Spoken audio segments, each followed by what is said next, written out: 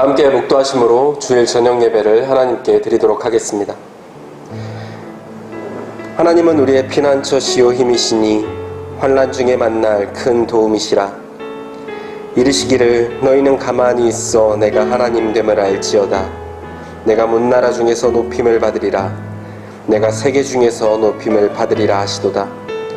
만군의 여호와께서 우리와 함께 하시니 야곱의 하나님은 우리의 피난처시로다. 아멘. 다 함께 찬송가 533장 찬양하겠습니다. 찬송가 533장입니다.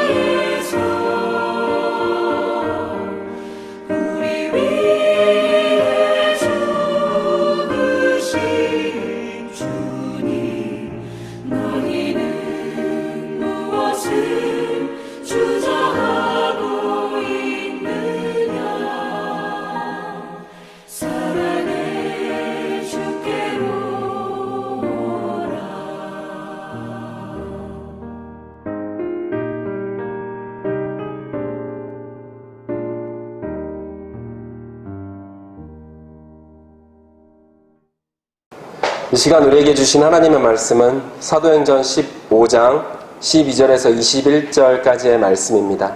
신약 213면에 있습니다. 사도행전 15장 12절에서 21절까지의 말씀 함께 봉독하도록 하겠습니다. 온 무리가 가만히 있어 바나바와 바울이 하나님께서 자기들로 말미암아 이방인 중에서 행하신 표적과 기사에 관하여 말하는 것을 듣더니 말을 마침에 야고보가 대답하여 이르되 형제들아 내 말을 들으라.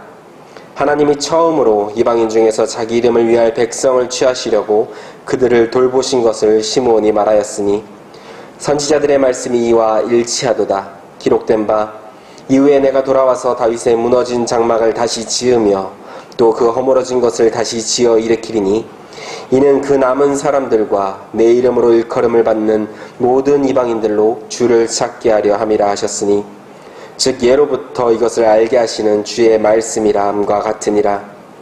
그러므로 내 의견에는 이방인 중에서 하나님께로 돌아오는 자들을 괴롭게 하지 말고 다만 우상의 더러운 것과 음행과 목매어 죽인 것과 피를 멀리하라고 편지하는 것이 옳으니 이는 예로부터 각 성에서 모세를 전하는 자가 있어 안식일마다 회당에서 그 글을 읽음이라 하더라.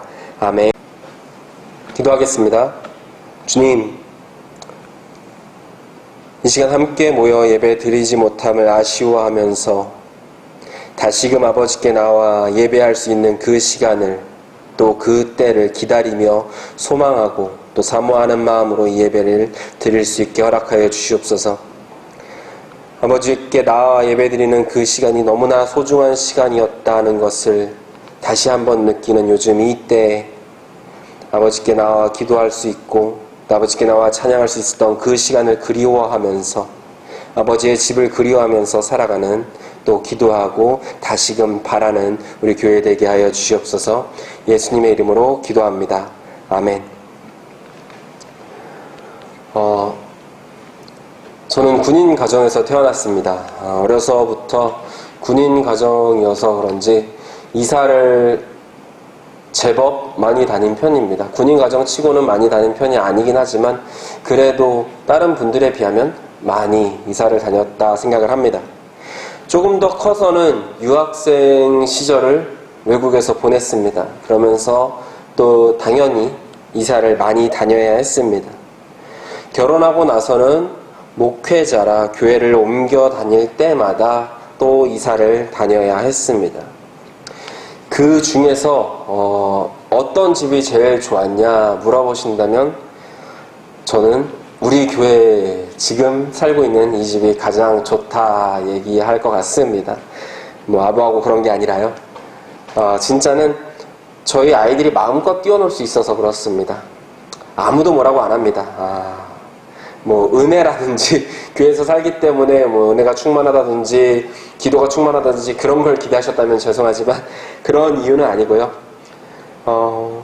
새벽 기도 가야 해서 조금 일찍 자려고 하면은 이제 큰 애도 그렇고 작은 애도 그렇고 그렇게 노래를 꾀꾀대면서 부릅니다. 조용히 시키고 이제 다시 자려고 하면은 또 어느새 둘째 아니면 첫째가 또 다시 일어나가지고 또 쿵쿵쿵거리면서 이렇게 다가옵니다. 그래도 그 시간이 11시, 12시 이렇게 되더라도 이 아이들에게 조용히 안 시켜도 됩니다. 그 이유는 단 하나, 저희 집 밑에 사는 분은 하나님밖에 안 계시기 때문에 가능한 일입니다. 아무도 뭐라고 안 합니다. 너무나 좋습니다. 제게는 이런 일들이 좋기도 하지만 그보다 더 중요한 것은 이러면서 이 아이들과 함께 그 시간에 11시, 12시까지 같이 놀면서 함께 있고 지내는 그 시간들, 그 기억들이 점차 쌓여가는 이 기억들이 너무나 소중하고 좋고 또 의미가 있기 때문에 이 교회에서 산다는 게 청운교회에서 산다는 게 제게는 너무나 큰 기쁨이고 또 감사입니다. 뭐 제 가족, 제 친구들에게는 잘 모르겠지만 저에겐 그렇습니다. 여러분에게도 지금 이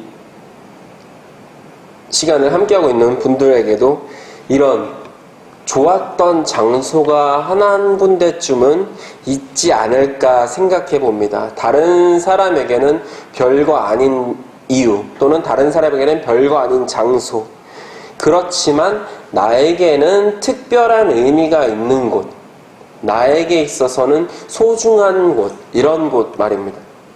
사랑하는 사람과의 추억, 장소, 프로포즈 등 예수님을 구주로 영접하고 그 사랑을 느꼈던 때, 그런 장소 같은 곳 말입니다. 다른 사람에겐 특별하지 않지만 나에게 있어서만큼은 특별한 장소, 아마 그런 곳이 한 군데 이상은 다 있지 않을까 생각해 봅니다. 하나님에게도 그런 특별한 장소가 있었습니다. 그곳이 바로 오늘 말씀에서 언급된 다윗의 장막입니다. 16, 17절의 말씀을 다시 한번 읽어보도록 하겠습니다. 16, 17절입니다. 이후에 내가 돌아와서 다윗의 무너진 장막을 다시 지으며 또 그 허물어진 것을 다시 지어 일으키리니 이는 그 남은 사람들과 내 이름으로 일컬음을 받는 모든 이방인들로 주를 찾게 하려 함이라 하셨으니, 이 말씀은 예수님의 동생이자 초대교회의 지도자였던 야고보 사도의 말입니다. 이 말은 아주 오래전에 아모스 선지자를 통해서 주셨던 예언의 말과 같습니다. 아모스 9장 11절에서 12절에 보면 이렇게 나옵니다. 그날에 내가 다윗의 무너진 장막을 일으키고 그것의 틈을 막으며 그 허물어진 것을 일으켜서 옛적과 같이 세우고 그들이 에돔의 남은 자와 내 이름으로 일컫는 만국을 기업으로 얻게 하리라. 이 일을 행하시는 여호와의 말씀이니라. 여기서 말하는 이 앞쪽에 나오는 그날, 이 그날을 아는 것이 중요합니다. 이게 좁은 의미로는 이스라엘 백성이 바벨론에서 포로 생활을 마치고 돌아온 그날을 의미하지만요, 더 넓은 의미로는 예수 그리스도를 통한 구원의 복음이 선포되고 또한 그 복음의 선포가 완성이 되는 날, 그것이 바로 그날입니다. 역사적으로도 또 의미적으로도 중요한 이날, 그 날에 하나님께서는 다름 아닌 다윗의 무너진 장막을 다시 일으켜 세우겠다 말씀하신 것입니다. 그만큼 하나님께 특별하고 소중한 것이 바로 이 다윗의 장막이라는 거죠. 특별하고 소중한 날에 다시 일으키고 싶은 그곳. 대체 다윗의 장막, 이게 뭐길래, 뭐 하는 장소이길래 이 하나님께서 이 날에, 이 특별한 날에 다시 이곳을 일으키고 싶어 하셨을까요? 성경에서 다윗의 장막이 가장 먼저 등장하는 곳은 사무엘하 6장 17절입니다. 17절 말씀 읽어드립니다.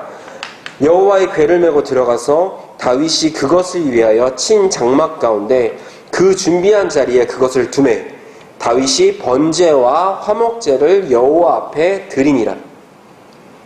출애굽한 이스라엘 백성이 가나안 정복 전쟁을 마치고 난 다음에 가나안 땅에 도착했을 때 여호와의 궤는 실로에 있었습니다. 엘리가 실로의 제사장으로 있던 그 시절 블레셋과의 전쟁이 일어났습니다. 그래서 이 전쟁을 통해서 병사 4,000명이 사망하는 큰 패배를 겪었고요. 이때 이스라엘의 장로들이 여호와의 궤를 전쟁터에 갖고 나가면 이 전쟁을 이길 수 있지 않을까 하는 말도 안 되는 생각을 합니다. 하나님의 임재를 상징하는 언약궤를 전쟁에 갖고 나가면 이길 수 있지도 않을까. 그러니까 이것을 마치 하나님이 함께 하신다 이것이 아니라 미신적인 생각으로 이 하나님의 신물을 갖고 나가면 이길 수도 있지 않을까 하는 생각을 한 것입니다. 그 결과가 어떻게 됐을까요? 당연히 전쟁에서도 패배하고 언약궤도 빼앗겼습니다. 그리고 이 언약궤는, 하나님의 언약궤는 세상에 다곤 신전에 배치가 되었습니다. 그 다곤 신전이 배치된 아스돗이라는 지방인데요, 이곳에 재앙이 일어났습니다. 여호와의 진노가 그곳에 임하였습니다.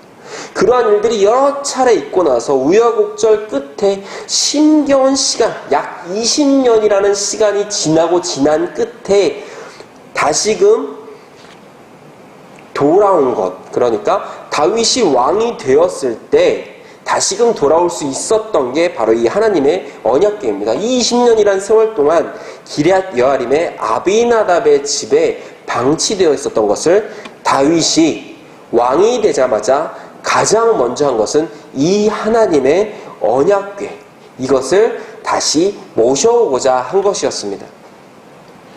예루살렘 다윗의 성으로 이곳에 오기까지 우사가 죽고 오베데돔의 집에 3달 동안 있어야 하는 등 많은 일들이 또 있긴 있었지만 결국은 이제 다윗의 다윗의 바램대로 다윗 성에 이 하나님의 언약궤가 들어옵니다. 이 언약궤를 모시기 위해서 다윗이 장막을 세웠는데요. 그것이 바로 이 오늘 말씀에 나오는 다윗의 장막입니다. 다윗은요, 하나님을 위하여 성전을 세우기 원했습니다. 크고 아름다운 성전을 짓고 하나님의 여호와의 언약궤를 그 가운데 모셔두고 싶었는데, 그것을 모셔두기 전에 다윗의 장막, 거기다가 이제 언약궤를 잠시 모셔둔 것입니다. 그러니까 이것은 하나님의 집을 짓기 전에 그것에 들어가야 될 물건들을 놓는 임시 보관소에 불과했다는 것이 바로 이 다윗의 장막이라는 것입니다. 구약의 방식에 따라 번듯하게 잘 세운 그러한 성막이나 이런 것이 아니라 임시 보관소라는 겁니다. 하지만 하나님은 다윗의 시대에 이 성전을 세우지 않으셨습니다. 그 뜻은요, 이 언약궤는 그 시대, 다윗의 시대에 계속해서 이 다윗의 장막 안에 보관되어 있었다는 말입니다. 그런데 이 다윗의 장막을 특별하게 소중하게 하나님께서 생각하셨다? 잘 생각해보면 언약궤가 있기는 했지만 결국에는 임시 보관소였을 뿐입니다. 예수 그리스도를 통하여 하나님의 계획이 완성되는 그날, 이 성대한 그날에 다시 일으켜 세우고 싶을 만큼 특별한 의미가 있는 것이 바로 이 다윗의 장막인데, 근데 그렇게 치면 좀 이상합니다. 임시 장막을 다시금 세우고 싶으시다? 다시금 세우실 거면 솔직히 저희 인간적인 생각으로는 솔로몬의 성전이 더 낫지 않았을까 생각해 봅니다. 역사적으로 이보다 훌륭한 성전, 이보다 좋은 성전은 없습니다. 이 규모도 그렇고 사용된 재료도 그렇고 모든 면에서 최고라, 가히 최고라 할 수 있는 게 바로 이 솔로몬의 성전입니다. 성전 터의 길이가 27m, 넓이 9m, 그 안에 낭실이 있고요. 및 보아스와 야긴이라는 기둥의 이름까지 있습니다. 그것이 있었고요. 또 성소와 지성소가 있고, 성소의 길이는 18m에 높이 14m, 지성소 길이는 9m에 넓이 9m. 지성소를 만들기 위해 사용된 송금은 600달란트, 그러니까 약 2400kg. 도대체 얼마인지 감도 안 잡힙니다. 보진 못했지만 짐작만으로도 으리으리한 어마어마한 성전이 바로 이 솔로몬 성전입니다. 여호와의 위엄을 드러내기 위해 각종 보석을 사용해서 7년 동안 정성을 들여서 지은 것이 바로 이 솔로몬의 성전인데, 그런데 여호와 하나님께서는 이 화려한 성전을 뒤로하고 임시 보관소에 불과한 다윗의 장막을 다시 세우겠다 하신 것입니다. 왜 그랬을까요? 솔로몬은 변했습니다. 지극정성이었던 그때가 있었지만 나중에는 그 사랑하는 마음이 식었습니다. 그렇기에 그곳이 아닌, 솔로몬의 성전이 아닌 다윗의 장막이었다는 것입니다. 하나님께서는 건물에 감동받으시는 분이 아닙니다. 외적인 화려함, 그런 것에 현혹되는 분이 아니시라는 말씀입니다. 중요한 것은 마음의 중심, 우리의 마음이 어디에 있는지, 그것을 보시는 분이 바로 하나님이십니다. 중요하게 보시는 것은 우리의 마음, 그 마음을 보시는 분이 바로 하나님이신데요. 교회는 어마어마한 곳 많습니다. 좋은 곳 많습니다. 하지만 말씀드린 대로 중요한 것은 하나님께서 보시는 것은 그곳에 모인 성도들의 마음의 중심입니다. 아무리 좋은 교회에 모이더라도 그 마음이 솔로몬과 같다면 하나님께 특별한 거나 소중한 곳은 아니라는 말입니다. 반대로 교회 건물은 좀 낡았을지는 모르지만, 좀 작을지는 모르지만, 불편한 것이 많을지는 모르지만, 부족한 것이 많아 보일지는 모르지만, 그렇다 하여도 그곳에서 예배 드리는 성도들의 마음이 다윗의 마음과 같다면 하나님은 그 교회를 주목하실 것이고 특별하고 소중하게 여기실 것입니다. 그렇다면요, 이 모세의 성막은 왜 하나님이 안 보셨을까요?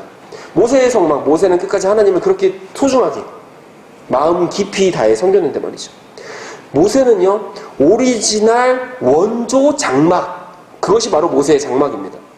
구체적인 그것을 만드는 구체적인 방법까지 하나님께서 하나하나 일일이 다 지시하셨을 만큼 이 잘 지어진 것이, 하나님의 뜻에 따라 지어진 것이 이 모세의 성막입니다. 모세 역시 다윗 못지않게 하나님의 뜻을 따랐고 또 하나님을 사랑한 신앙의 인물이었습니다. 그런데 왜 다시 세울 것이 이 모세의 성막이 아닌 다윗의 장막이었을까요? 다윗의 장막엔 없고 모세의 성막에는 있었던 것이 있습니다. 혹시 그것이 뭔지 아시겠습니까? 바로 휘장입니다. 이 두꺼운 커튼, 성소와 지성소를 구분짓는 용도로 사용된 이 휘장이 다윗의 장막에는 없었고 모세의 성막에는 있었습니다. 여호와의 언약궤는 이 휘장 뒤 지성소에 보관이 되어 있습니다. 이 휘장은 무엇을 뜻하느냐 하면은 구분됨을 의미합니다. 죄악된 세상과 거룩하신 하나님과의 구분, 죄악된 인간들과 거룩하신 하나님과의 구분, 인간들과 하나님을 구분하는 것, 그것이 바로 휘장입니다. 모세의 성막뿐 아니라 솔로몬, 스룹바벨, 예수님 시대의 헤롯의 성전에도 있었던 것이 바로 이 휘장입니다. 오직 다윗의 장막에만 이 휘장이 없었습니다. 다윗이 여호와의 언약궤를 모셔왔을 때 무슨 까닭인지 무슨 이유에서인지 아무런 장벽도 만들지 않고 휘장도 세우지 않았습니다. 대신 하나님을 찬양하고 예배하는 사람들이 여호와의 언약궤를 둘러쌌습니다. 다윗의 왕이 36년간 언제나 한결같이 다윗의 장막에는 1년 365일 하루 24시간 내내 하나님을 찬양하고 하나님을 예배하는 그러한 예배자들로 끊이지 않았습니다. 구분짓는 휘장이 여호와의 언약궤를 가로막고 있던 것이 아니라 예배자들이, 예배를 드리는 사람들이 이 여호와의 언약궤를 둘러싸고 있었다는 것입니다. 성막 안에 휘장이 있고 없고가 왜 중요하냐고요? 휘장은요, 율법을 상징합니다. 구약시대 지성소 안에는 민간인, 일반인이 절대로 출입할 수 없었습니다. 오직 제사장을 통해서만 하나님께 갈 수 있었습니다. 세상과 하나님과의 명확한 분리, 율법에 근거한 명확한 분리를 상징하는 것이 바로 이 휘장입니다. 하나님께서 이 휘장을 기뻐하셨을까요? 저는 아니라고 생각합니다. 왜냐하면요, 예수님께서 십자가에 달리셔서 죽으시던 그 순간 하나님께서는 이 성전 안에 휘장을 찢어버리셨습니다. 왜요? 이제 더 이상 휘장이 필요 없습니다. 제사장뿐 아니라 모든 사람이 이제는 하나님께 바로 나아갈 수 있게 되었습니다. 예수 그리스도의 보혈의 공로로 힘입어서 하나님께 바로 나아갈 수 있게 되었기 때문에 더 이상 성소 안에 있는 휘장은 아무런 의미도 존재 가치도 없어진 것, 절대 필요한 것이 아닌 것이 돼버린 것입니다. 예수님의 십자가 사건이 율법 시대의 문을 닫아버리고 은혜 시대의 문을 연 것입니다.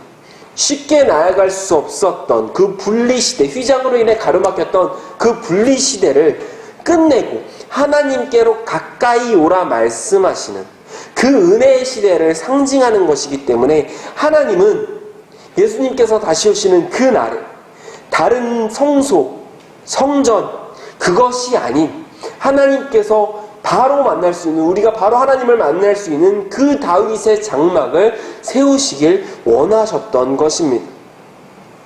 은혜가 뭘까요?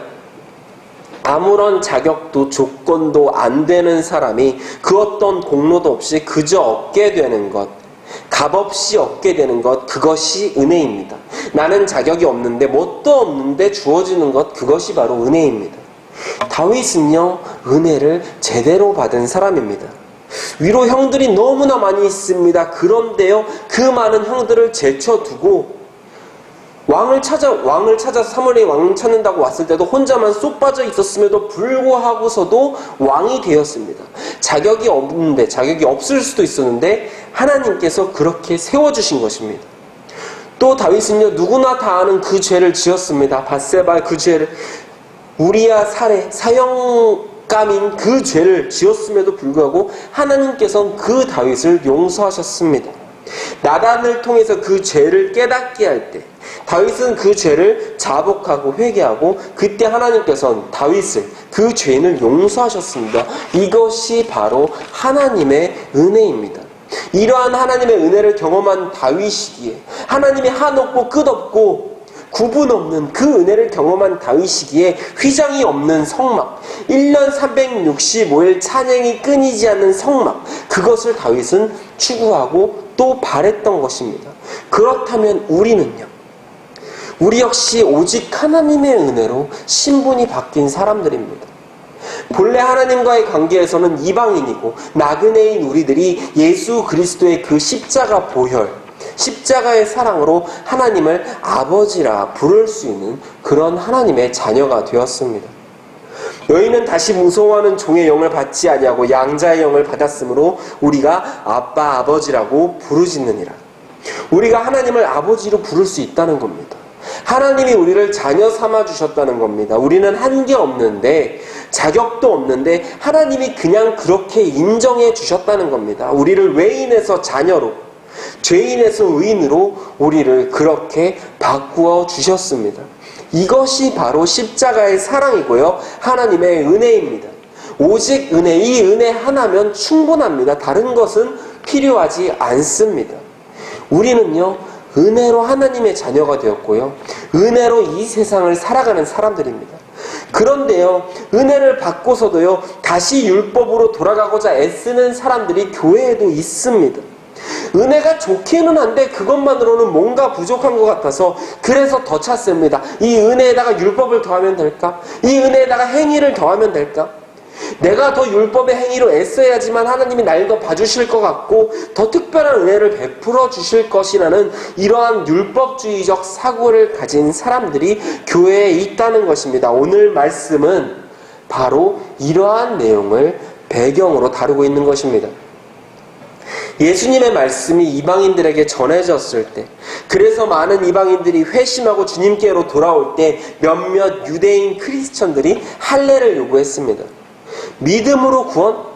받을 수 있지. 그런데 제대로 된 구원을 받으려면은 할례를 받아야 해 라고 말하면서 이것이 시비가 되어서 이제 다툼이 일어난 것입니다.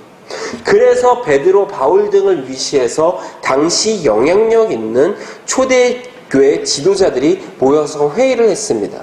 정말로 이 할례란 것이 필요할까라고 회의를 했는데 결론은 할례는 필요 없다입니다. 오직 은혜입니다. 그러면서 오늘 말씀, 아모스의 말씀을 인용하여서 야고보가 오직 은혜뿐임을 강조하고 있는 것입니다. 오직 은혜입니다. 오직 은혜면 족합니다. 그 무엇도 더 필요하지 않습니다. 율법을 지키려고 애쓰는 것이 아니라 삶에서 하나님의 은혜를 느끼면서 감사하면서 사랑하면서 나의 나된 것은 하나님의 은혜라고 고백하면서 그렇게 살아가기만 하면 되는 것입니다. 아직 하나님을 모르는 이들에게는 복음을 전할 수 있음도, 주님의 몸된 이 청운교회에서 목사로 또 장로로 권사로 집사로 섬기고 있는 이 모든 것들이 다 하나님의 은혜입니다. 결코 우리의 노력이나 율법의 행위로 된 것이 아닙니다. 그저 모든 것이 다 하나님의 은혜입니다. 이러한 은혜가 가득했다는 것을 요즘 더 절실히 깨닫고 있습니다. 이 자리에 나와서 예배할 수 없으면 얼마나 많은 분들이 안타까워하고 계십니까? 다시금 예배하는 그 순간을 함께 하기를 원하고 다시금 예배하기를 바라고 그때 아무렇지도 않게 드렸던 것처럼 느껴지던 이 짧은 시간에 이 저녁 예배, 어찌 보면은 살짝은 귀찮아 보였을 수도 있었던 그 시간이 정말 하나님의 은혜로 나에게 주어진 그 시간이었다는 것을 이제서 알고 있습니다. 많은 분들이 저와 같을 것 같습니다. 이제서 알고 있습니다. 그러한 하나님의 은혜를 이제야 알았고 우리가 받았으니 이제 우리는 뭘 해야 할까요? 노력이나 율법 같은 거 그런 거 하지 말라고 하는데 그러면 은혜 받았으면 뭘 해야 할까요? 뭘 하라는 말씀이죠? 그 답은 간단합니다. 다윗의 장막입니다.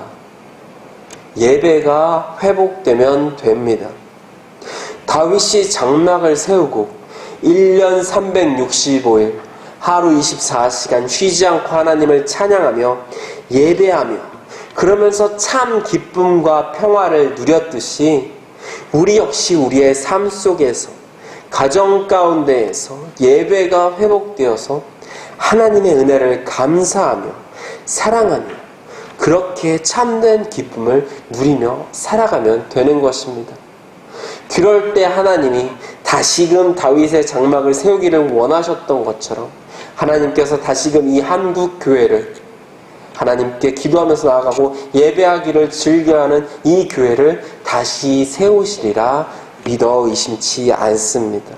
그 시간을 기대하면서 또 소망하면서 살아가는 저와 여러분 되기를 간절히 소망합니다. 기도하겠습니다.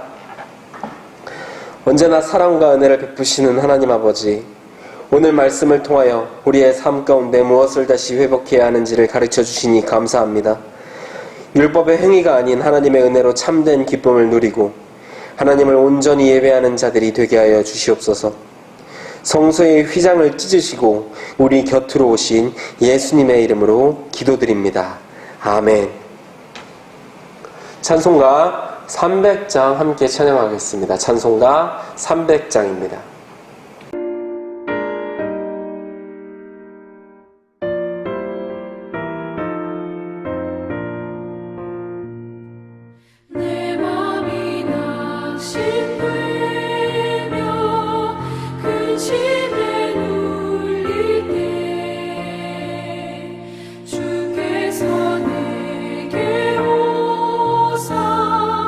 위로해 주시네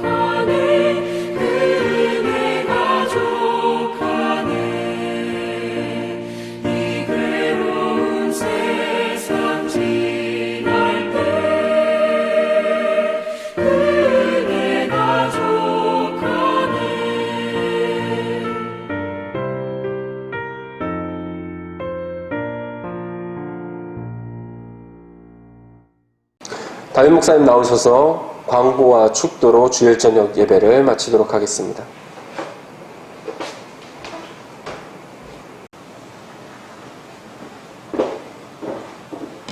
네, 잘들 계시죠? 네, 제가 광고 말씀 드리겠습니다. 제가 난예배 때도 광고 말씀 드렸는데, 다음 주일이 우리 교회 창립 36주년입니다. 참 하나님 은혜 가운데 36년 동안 우리 교회가 세계 선교하는 교회로 하나님께서 이렇게 키워주시면 감사드리고요.